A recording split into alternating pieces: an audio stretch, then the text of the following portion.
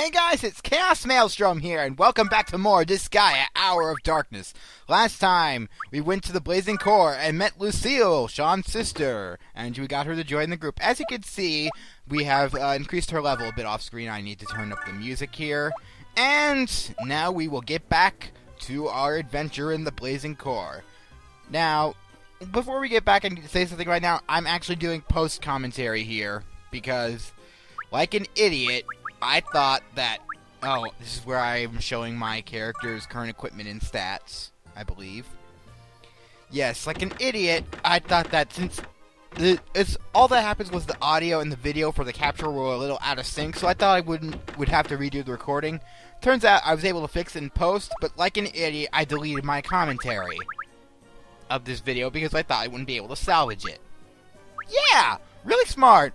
Remind me to pass my punch self in the face.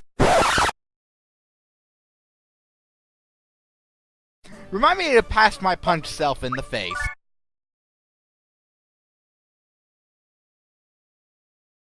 Come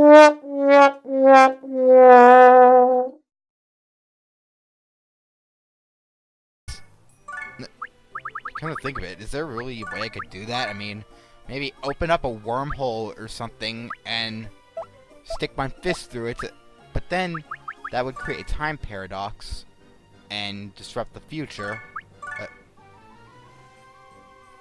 Yeah, forget that. Okay, so finally it looks like I'm ready to get going here and get back to the next stage.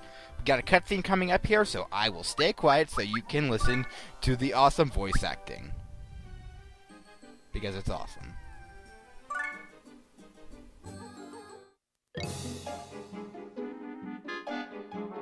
I want to go home.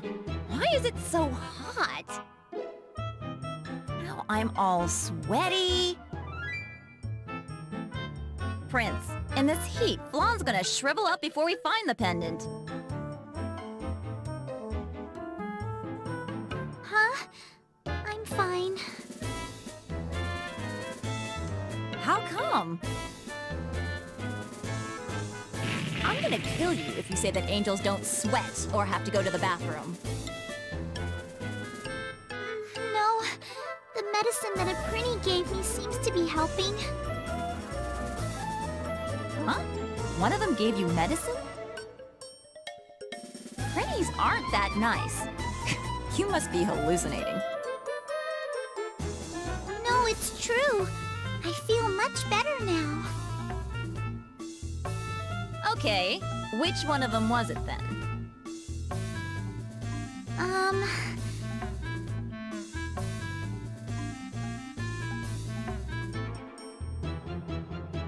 They all look the same.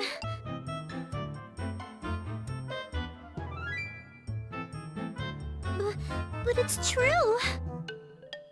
Yeah. The heat must be getting to you after all. I'm telling the truth. Okay, Etna obviously doesn't trust Flonne enough to believe her. And I will tell you right now, Etna, that is very bad. We got two armors over here, so that's a bit of a worry thing. But as I was saying, that is bad, Etna. You should know that you're supposed to trust in your Flonne. Don't believe me? Chugga A. Conroy himself says that. Don't believe me? I will prove it to you. He himself says that you need to trust in your Flonne. Flonne is delicious and amazing, and I would sure hate to have Flonne as my enemy. So, I am very glad that Flonne is not my enemy, and that I can trust Flonne. Remember, kids, you are having quite a good life if you can trust in your Flonne. Trust in your Flonne! See, I told you. Anyway, here's where I tried to capture a pumpkin monster. By the way, I bet you're thinking, that doesn't really fit the context of what was going on. And in truth, yes, it wasn't. But, hey, he said it, so why not exploit it? Teehee. I hope, please don't make me get in trouble for that. I'm sorry. Okay, so then I get the idea here to use Flonne, even though she's still weak because she doesn't have her pendant, to attack these two guys right here. So I have her use ice on these guys. If I'm correct, next I dispatch myself to do Wind Cutter on those two, because it looks like a good range for me. Yeah, you can see I have a legendary ninja sword equipped. I'm not sure if I had it equipped on me last time, but it's a very good item for me. Not as good as Laharl's rare sharp edge. I mean, if my ninja sword was better, I obviously would have given it to Laharl. Oh, right, I forgot. I can't hit that guy because it just happens to be out of my range. Well, it looks like Stout isn't short. You know, because if he were short... never mind, I completely lost the context of that joke. I wish I could have hit that abort joke button right now.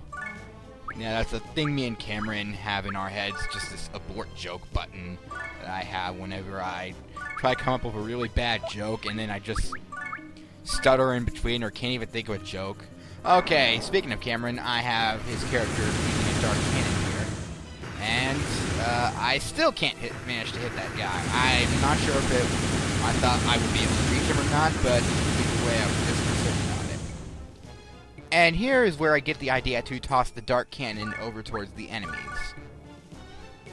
I know I already did this back in that one episode in Chapter 3, but again, this was recorded before I had to re-record Episode 3.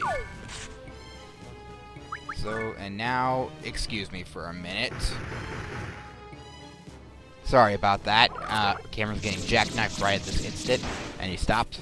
Just giving that so I can know where to put this commentary back again. I got interrupted because my parents just got home from their vacation. Funny you should mention it. Funny I should mention that. Now we're not even gonna know when I was recording this. You guys aren't even gonna know when I was recording this stuff in relation to when my parents were home and not home. Whatever. But another thing, I'm not a stay-at-home person. I do go to college. It's just summer right now, and I don't have a home of my own. So I'm staying with my parents until next semester. Okay, I decide to go ahead and finish off this guy right here. Gloxia joins in the combo. And, oh, I was certain I could have finished him. And he falls asleep, so let's see what I decide to do now. Oh yeah, that's what I would do. I would dispatch Lucille and let her get the EXP because she's still kind of behind. Yeah, I never even showed her off before. I gave her a spear because that is her weapon of choice, in my opinion. I know I say this in a later episode, but just to clarify a few things and maybe make a few things that I said last episode seem a little less racy, I will say that Lucille and my OC are not related. Despite calling themselves brother and sister, they are not related by blood. Lucille is Sean's surrogate sister. Okay. Now then, can we maybe go ahead and, oh, I don't know, kill the enemies over there? Oh wait, that's what I was doing. I was waiting for the cannon to kill him some more. See, I'm funny like that. Speaking of waiting for things to die, there's another instance in the video where that happens, which I'm almost sad that we missed, because that's pretty funny. Just let the cannon get jackknifed and survive. Do I just keep on keeping the cannon alive? See what happens? Yeah, I do! Okay. And, oh my god. That pumpkin is really something. Refuses to give in. But either way, he's dead now, and now I guess it's just going to snipe the armor. Oh, right, can't even reach the armor. So I think I'm gonna go up there and toss it closer because why fight my own fights when I can have a machine to fight them for me?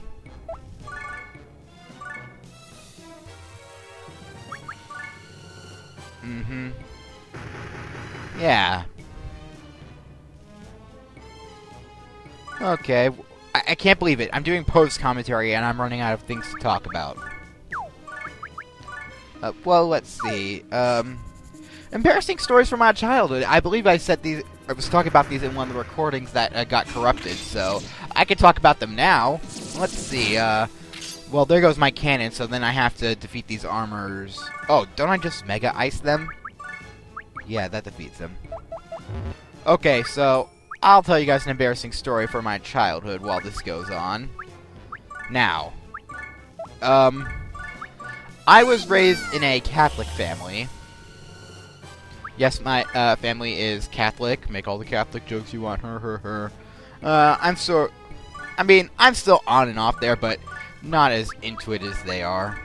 I mean, I'm more of just I'm kind of a person who finds my own way or whatever. Why am I talking about religion right now? But the thing is, that's another thing I say what a lot is an interjection. It's kind of an ism of mine, so I apologize for the hundreds of times I'm going to say that. So, me and my sister were raised in a Catholic family, and when we were younger, we used to love going to Olive Garden. As a matter of fact, I still love going to Olive Garden. But back when Turbotastic! Sorry, I had to throw that in there. I believe I said that in the recording itself. And then we go ahead and get started on the next stage after healing. But what was I going... Oh, wait. Yeah, I'll get back to that story in a bit because I know we have a cutscene coming up here. I'm going to try to voice it to the best of my ability, but it's going to be hard since I won't be able to advance it along at my own pace. So, I'll give it my best shot. Hopefully, Sean of the Past won't advance it to a point where I can't voice it. Alright, so here we go. To the Blazing Field.